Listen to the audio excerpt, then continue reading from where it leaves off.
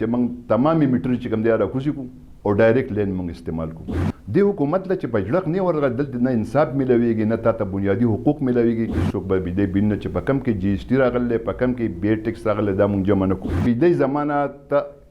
یونټ په حساب باندې پیسې علي به د جی اس ټي په کې څه جواز دی به د ای پی اف یعنی تاسو یقین وکړئ دونه خاني په بیل کې راخړلي چې خالي ځای پکې نه پریدي زمونږ بجلی د ملکن ترین راغله په ما پسې بیل چې کنده توربېلي حسابېږي زما په بجلی کې کم پېټرول سوځي زما په بجلی کې کم کوله سوځي چې پی ټیکس په ما پسې اچي په ملکن ډیویژن کې د هر قسم ټیکس موږ برداشت کولو ته تیار نه یو او دا ګیس داسې ظالمه محکمه ده چې قوم ویښي نه ګیس په ودی او چې قوم ودشي ګیس راویښ شي د شپې په 2 په 3 په 1 بجې راپریدي نه د بیا د انګلو په خولو ټیمي نه د اودسون د اوبو ګرمولو ټیمي نه بیا نور داسې د ګرمایش ضرورت وي او د لوډ شیډینګ خو داسې د پلار حکم دی د پلار محکمه ده چې کله یې غواړي بس ان پکې نه څه شی ډول شته پخوا به خلکو د کور د کرایې دپاره خیر غوښتو قسم د چې اوس راځي او د بجلۍ بیلې په لاس کې نیولی د ګیس بیلې په لاس کې نیولی چې څوک ما خو د طاقت نه کېږي خورشید خان زه خو سوات نیوز ډاټ کام انتهایي مشکور یم چې کله هم قومي مسله قومي ایشو جوړه شوې تاسو پکې ماله د خیالاتو د اظهار د موقع پر هم کړې ده لږ په تفصیل کې به لاړ شم پاکستان چې جوړېدو د دې یو خاص مقاصدو چې دلته به خلکو ته انصاف میلاویږي امن به د قانون حکمراني به د قانون بالادستي به او ځکه په صحیح بنیادونو باندې خبرې کوم بیا به خلک وایي چې د محمود خان اجزۍ په زبان کې خبرې کوي د منظور پښتون په زبان کې خبرې کوي زه دا خبره کوم چې د پاکستان د لپاره آزاد شو چې خلک به د انصاف لپاره هم جلسې جلوسونه کوي د پاکستان د لپاره آزاد شو چې خلک به د هسپتال کې دوايانو لپاره هم روډونه بلاک کوي د پاکستان د لپاره آزاد شو چې خلک به چې کم دی د امن لپاره اواز پورته کوي د پاکستان د لپاره آزاد شو چې سکولونو طلبه به جلوسونه وباسي د خپل تعلیمي سہولت د دستیابۍ لپاره او بدقسمتي دا ده چې پاکستان د کم غرض او مقصد لپاره آزاد شو غرض او مقاصد د دین پوره نشو وسر اعظم ستاسو د نننۍ ایشو ده وابدا داسې یو محکمه ده چې که دا سهولت ستا سره یې که نه نو ته به افسوس کوې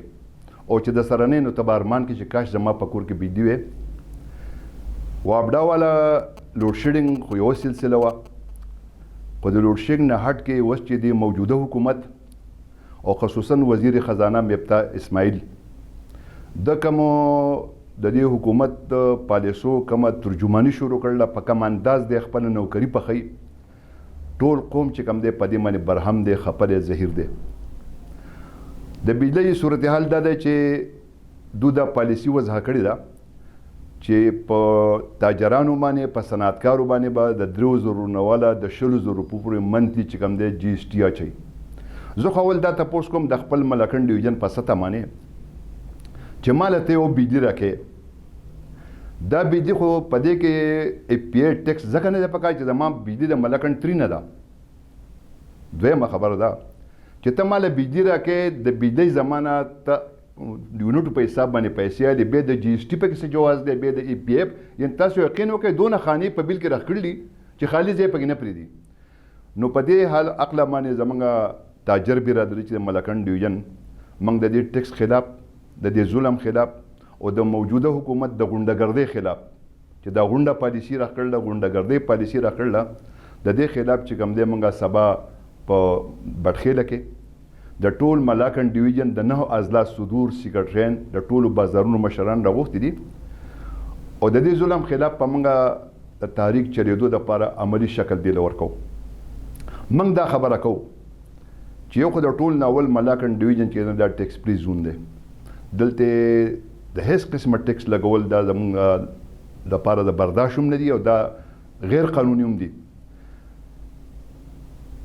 د 2023 جونه پورې ملاکن ډیویژن د هر قسمه ټیکسونو نه مستثنا دا ګو چې دو په هر طریقه باندې کوشش دا کوي چې موږ په څه ذرایعو باندې کله سټیټ ټیکس په شکل کې راځي کله د بینکونو نه ډیټا دي خو ان شاء الله زموږ د عزم دی موږ دې ته بھرپور تیاری شته چې په ملاکن ډیویژن کې د هر قسم ټیکس موږ برداشت کولو ته تیار نه یو اوس د ټول پاکستان سره که موږ اچئ نو په پاکستان کې تاسو ته پته ده چې سن 47 نه خلک آزاد شوي دي موږ ټیک ټاک پاکستانیان یو خو د 69 پاکستانیان یو دلته کې د سټیټ د دور تیر شوی دی د سټیټ په وخت کې په موږ باندې ټیکسونه نه او د 69 نه پس موږ ته دا چوټ میلاو شوی چې په موږ باندې هیڅ قسمه ټیکسونه نه لګي د دې لپاره خپل اواز پورته کو او زما خپل چونکې قبل خبره نه پکار سبا په اجلاس کې دا خبرې کوو خو زما خپل به دا ذاتي تجویز چې موږ په ټول پاکستان په سطح د بجلی د بلونو د جمع کېدونو انکار وکړو او زه خپل مرکزي اجمل بلوچ زموږ د تاجرانو صدر دی هغه زه ملک مهرلای هم په اعتماد کې ولم اول ډیویژن په اعتماد کې ولو په ټول پاکستان کې موږ بل نه جمع کېدو اعلان وکړو او هغه برمله په لوډ سپیکر باندې وکړو چې هیڅوک به بجلی بل نه چې په کم کې جی ایس ټي راغلی په کم کې بی ټیکس راغلی دا موږ جمع نه کوو د دې نه علاوه زما خپل تجویز بل دا دی چې موږ تمامي میټر چې کوم دی راکوزي کړو او ډایرکټ لین موږ استعمال کوو دې حکومت له چې په جړق نه ورغی دلته نه انصاف میلاویږي نه تاته بنیادي حقوق میلاویږي دې پالیسو دپاره موږ تاسو ته پته ده چې د اختر نه مخکې موږ مضبوط سټرایک کړی دی دا دوه داسې محکمې دي یو سویګیس یو محکمه وابډا تاسو یقین وکړئ چې بجلی نه زموږ خو تمامې جنریټر په کوټو پرتې تا ته پته هغه یو ګیس غورځي هغه سړی په کمره کې دننه نشي ساتلی نو تا به جنریټر له به وښیي چې ته به کیک وهې جنریټر چې سټارټ شي یو منټ به نه شي بجلی به بیا لاړه شي بیا به د جنریټر له خېږي بل دا چې په دې خبره هم نه پوهېږم چې څنګه بجلی اپ کېږي داسې ورسره ګیس هم اپ کېږي او دا ګیس داسې ظالمه محکمه ده چې قوم ویښي نو ګیس به ودی او چې قوم وده شي ګیس راویښ شي د شپې په 2 په 3 په 1 بجې راپرېږدي نه د بیا د انګلو پخولو ټیم نه د اودسونو د اوبو ګرمولو ټیم نه بیا نور داسې د ګرمایش ضرورت نو زما په خیال چې ما مخکې هم دا خبره کړله څنګه عزایم او څنګه جذبات او څنګه برهمي چې موږ د وابډا دپاره لرو همدقه شاید ورسره موږ د ګیس دپاره لرو ستاسو په نوټس کې به یعنې 10مه ورځ ده ګیس محکمې چې کوم ظلم د دې قام سره راخ کړی دی خدای دې دوی تباه او برباد کړي زه دا خبره کومه چې د دې ګیس د محکمې له خو دا سوچ پکار دی چېرې موږ خو تنورونه ختم کړي دي موږ خو نغري ختم کړي دي موږ ټانټې به سېځلې لرګي به موږ سېځل موږ به کوله استعمال ټول نظام د سلنډرو پورې موږ خو خالص انحصار صرف په دې ګیس باندې دی او د وابډا د محکمې نه دا تپوس کوم چې د دې محکمې خو یو ولټیج برابر نه شو تاسو یقین وکړئ ما ټول تاجران جاړي چې زموږ دوايانې په سټورونو کې زموږ ایکسپایر شوې خرابې شوې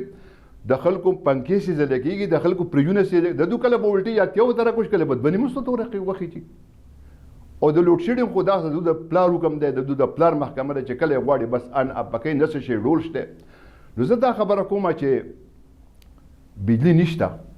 نو پکاره چې بیل به هم کم شي کنه بیل خو د عام روټین نوم سي ورزي او دا خلک دا غریبانان خلک دا ریډبان خلک دا مهنت کش خلک یقین وکړه چې خلک پخوا به خلکو